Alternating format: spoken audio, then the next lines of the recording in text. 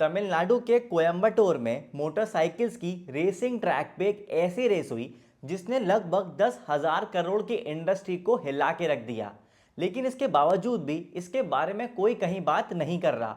आखिर क्या हुआ इस रेस में और क्यों एक इलेक्ट्रिक बाइक के जीतने के बाद इस बारे में कोई बात नहीं कर रहा, आइए जान लेते हैं इस वीडियो के अंदर। तो अभी कुछ दिन पहले अल्ट्रा वायलेट ने कोयम्बटूर के एक रेसिंग ट्रैक करी मोटर स्पीडवे पे एक रेस करी एस्टैब्लिश पेट्रोल बाइक ब्रांड्स के साथ, ये देखने के लिए कि भाई किसकी गाड़ी सबसे तेज है। और ये बाइक्स थी अप्रीला RS457, KTM Duke 390, KTM RC390, यामा R3 ओल्ड जनरेशन। ये सभी बाइक्स इंडिया में मिड सेगमेंट मोटरसाइकिल में एक बड़ा नाम है और इन्हें इनकी परफॉर्मेंस, हैंडलिंग और स्पीड के लिए जाना जाता है। इन बाइक से रेस करने के लिए अल्ट्रा वायलेट ने अपनी अल्ट्रा वायलेट F77 मार्क 2 को रेसिंग ट्रैक पे उतारा और जो नतीजे आए वो चौंकाने वाले हैं। इस रेसिंग ट्रैक का एक लैप पूरा करने में यामा R3 को 1 मिनट 22 सेकंड 728 मिली सेकंड का टाइम लगा।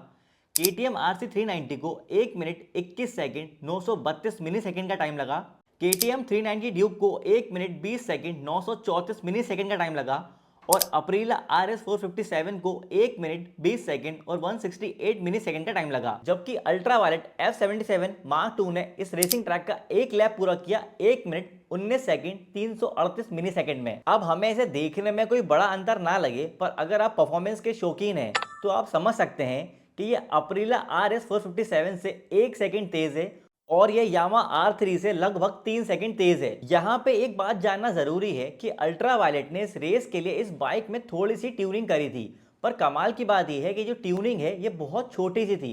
मतलब जो एक्चुअल बाइक आपको मार्केट में मिलती है और इस बाइक के अंदर कोई बहुत ज्यादा डिफरेंस नहीं था। इस रेस में F77 मार्क 2 ने सिर्फ रेस नहीं जीती है, अपने आप में एक स्टेटमेंट भी दिया है कि इंडिया में जो इलेक्ट्रिक बाइक्स मार्केट में अवेलेबल है उन्हें अपने अभी भी पूरे पोटेंशियल पे यूज नहीं किया गया है। जहां एस्टैब्लिश पेट्रोल परफॉर्मेंस बाइक्स में नए मॉडल के साथ कोई खास इंप्रूवमेंट देखने को मिलनी खत्म हो चुकी है, वहां इलेक्ट्रिक बाइक्स के अंदर छोटी सी इंप्रूवमेंट करके इसमें आसानी से पेट्रोल बाइक से बेटर परफॉर्मेंस दी जा सकती है। अब कमाल की बात यह है कि अल्ट्रा वायलेट F77 मार्क 2 एक made in India electric bike है।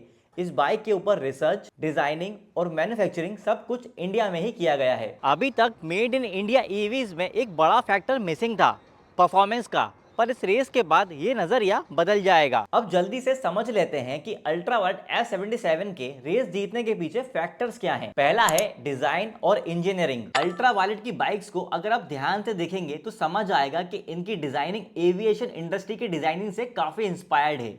इसके अलावा इसके ट्रांसमिशन सेटअप को भी इस तरह से बैलेंस किया गया है जिसे इसे चलाने में वेट महसूस ना हो। यही वजह रही कि इस रेस के अंदर ये अपनी टॉप स्पीड पर जल्दी आ पाई और इसकी हैंडलिंग भी काफी अच्छी रही। दूसरा फैक्टर है बेटर ट्रांसमिशन। F77 मार्क 2 के अंदर मिड ड्राइव PMSM मोटर है जो 100 न्यूटन मीटर का टॉर्क प्रोड्यूस करती है।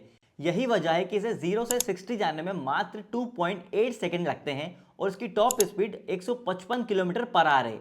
वहीं यामा R3 का टॉर्क 29.6 न्यूटन मीटर का है, RS457 का टॉर्क 43.5 न्यूटन मीटर का है, KTM 390 ड्यूक का टॉर्क 39 न्यूटन मीटर का है और KTM RC390 का टॉर्क 37 न्यूटन मीटर का है। तो अगर आप देखें तो बाकी बाइक्स का जो टॉर्क है वो अल्ट्रा वायलेट के मुकाबले काफी कम है, तो कम इनिशियल टॉर्क होना भी एक वजह रही इन बाइक्स की रेस हारने की। तीसरा फैक्टर है चेसिस, सस्पेंशन और बैटरी। F77 मार्क 2 के अंदर तेज स्पीड पे भी काफी अच्छी हैंडलिंग मिलती है। उसके पीछे वजह है कि इस बाइक के अंदर स्ट्रॉन्ग चेसी मिलता है, आगे आपको 41 mm का एडजस्टेबल USD सस्पेंशन मिलता है और पीछे मोनोशॉक सस्पेंशन दिया हुआ है। साथ ही ईवी के अंदर जब आप सडन एक्सेलरेशन देते हैं तो गाड़ी की बैटरी जल्दी ड्रेन होती है। यही वजह है कि ज्यादा रेंज निकालने के लिए ईवी को स्लो स्पीड पे ड्राइव करना चाहिए। पर यहाँ पे आपको 10.3 किलोवाट की एक बड़ी बैटरी मिलती है जो अपने सेगमेंट में सबसे बड़ा बैटरी सेटअप है। तो ये तो थे वो फैक्टर्स जिसकी वजह से अल्ट्रा वायलेट इस रेस में उभर के सामने आया। इस रेस के अलावा एक और बड़ी खबर है अल्ट्रा वायलेट की। अभी कुछ दिन पहले ही इंटरनेट पे ये बिल बोर्ड बहुत वायरल हो रहा था जिसपे लिखा था हु इज फास्टेस्ट इंडियन।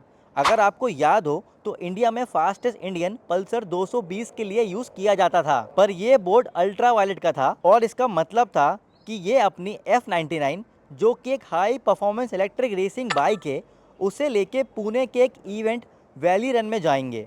और भाई यहाँ इन्होंने फास्टेस्ट इंडियन मोटरसाइकिल का रिकॉर्ड अपने नाम कर लिया है। इस बाइक ने क्वार्टर माइल सिर्फ 10.712 सेकंड्स में कवर करके FMSCI सर्टिफाइड रिकॉर्ड बना लिया है। अब ये समझते हैं कि क्यों ये इंडियन ईवी इंडस्ट्री के लिए एक बड़ा माइलस्टोन है। अभी तक जो भी लोग परफॉर्मेंस के शौकीन थे, उनको अगर एक बाइक लेना होती थी तो उनके दिमाग में सबसे पहले यही मोटरसाइकिल्स आती थी। और उसकी एक बहुत बड़ी वजह ये भी है कि पेट्रोल बाइक्स के अंदर सेगमेंट इजीली डिवाइडेड है। जहां एक तरफ कम्यूटिंग बाइक्स हैं जैसे स्प्लेंडर, जिसको एक डेली कम्यूटिंग बाइक के लिए देखा जाता है, पर वो लोग जो परफॉर्मेंस के शौकीन हैं उनके पास 3 से 5 लाख रुपए खर्च करके बस इन्हीं बाइक्स में से लेने का ऑप्शन हुआ करता था। दूसरी तरफ अगर इलेक्ट्रिक बाइक्स की बात करें तो जब से इलेक्ट्रिक स्कूटर की सेल्स में ग्रोथ हुई है, ज्यादातर इलेक्ट्रिक बाइक मैन्युफैक्चरर्स ने एंट्री लेवल बाइक्स की तरफ अपना फोकस शिफ्ट कर दिया है। और उसकी वजह यह भी है कि अभी ईवीज को एक मनी सेविंग ऑप्शन की तरह ही प्रमोट किया गया है और यही इमेज इंडियन बायर्स के माइंड में बन चुकी है। जबकि परफॉर्मेंस एक ऐसा एक्सपेक्ट है इलेक्ट्रिक बाइक्स के अंदर जिसके बारे में सोचना अभी बाकी है। ये बात सच है कि ईवीज परफॉर्मेंस के मामले में पेट्रोल बाइक से अच्छी हैं, लेकिन अभी तक परफॉर्मेंस शोकेस करने के लिए ऐसा डायरेक्ट कंपटीशन किसी ने नहीं किया था जैसा अल्ट्रावायलेट ने किया है। और यही वजह है कि अल्ट्रावायलेट और एथर कुछ ऐसे इंडियन इलेक्ट्रिक प्रॉमिसिंग ब्रांड्स हैं जो अपने व्हीकल के एक्चुअल पोटेंशियल को बाहर लाने में लगे हुए हैं। ये अभी करंट मार्केट के हिसाब से देखें तो कुछ लोगों को एक